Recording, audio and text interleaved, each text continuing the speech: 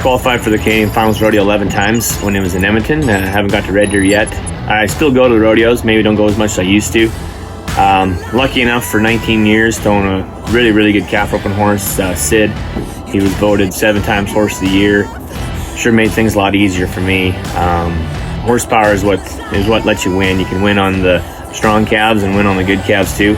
And I was lucky enough to have him for a long time. I got another horse now. He's been out with injuries for 2 years now. Hope I get him back. His name's Taco. Rode him for 1 year. Me and a few other guys. We were able to win $40,000 on him in 1 year just in Canada alone. And hopefully I get him to come back too. I got 3 kids that are all involved in horses. My 2 girls barrel race a lot. And as they get older, it's going to be pretty exciting to take them to rodeos and see where they get to in life as well. Rodeo in Canada is getting bigger and bigger, and especially in our timed events too, especially for the girls as well. You see kids that are 8, 10 years old that roping and barrel racing, and it's so much better than it was when I was a kid. We had every opportunity there was too when I was a kid. Our dad took us to all kinds of jackpots and junior rodeos, but now there's just 10 times as many things they can go to, and by the time they hit high school rodeo, they're about the same level I was when I hit the amateur rodeos.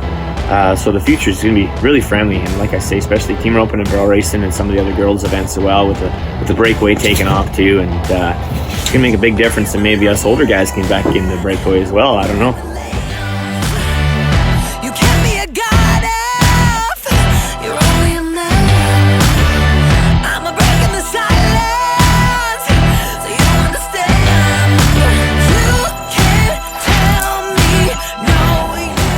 For the last 20 years too, I've been mostly a livestock auctioneer. I sell a little bit of machinery here and there, but mostly livestock. And last couple of years I took on more of a role as a sales manager for Bull Jones, the Bull Auction Company, for the Rimbey division here in town. I quite enjoy talking to my friends and my neighbors that are now my customers that bring cattle in to the auction market, and I get to represent their cattle and try to get the most I can for their livestock. I've been able to compete as well. I was the Canadian champion livestock auctioneer in 2006, and I've been to the World Livestock Auctioneer Championships as well. I went to California this spring, where I was able to win the interview portion of it and ended up in the top 6 when it was all said and done.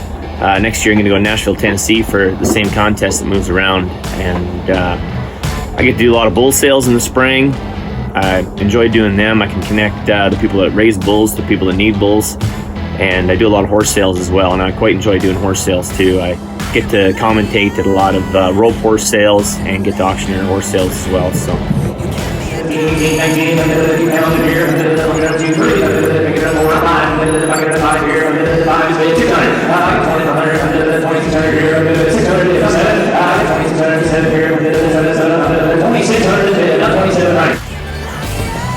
Some picks for the calf rope and the CFR. You know, the season leader, Morgan Grant, he's going in with a lead, like a $4,000 lead, and that guy's pretty unbeatable. He's got his long rope under control, and on that horse, he's a machine after that. He will not miss flank one.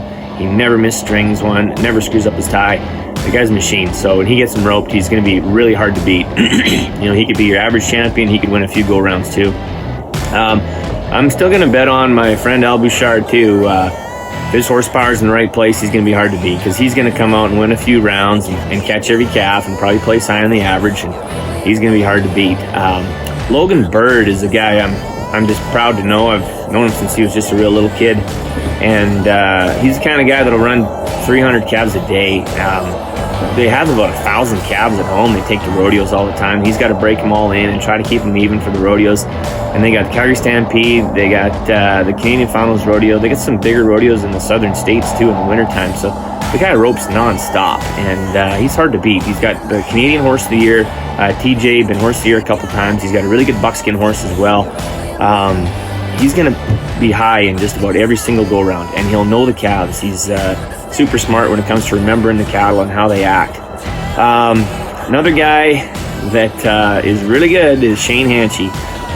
He's won the CFR in Edmonton twice and in Red Deer once, I think, and he's been up here 5 or 6 times. He comes to 16 or 18 rodeos and wins between 15 and 40,000 during the regular season every year, and then goes to CFR and wins 30 or 40,000 every year too. It seems like it's his home base, and it's a long ways away from home, but he doesn't freeze up when it's cold. He gets a little hotter.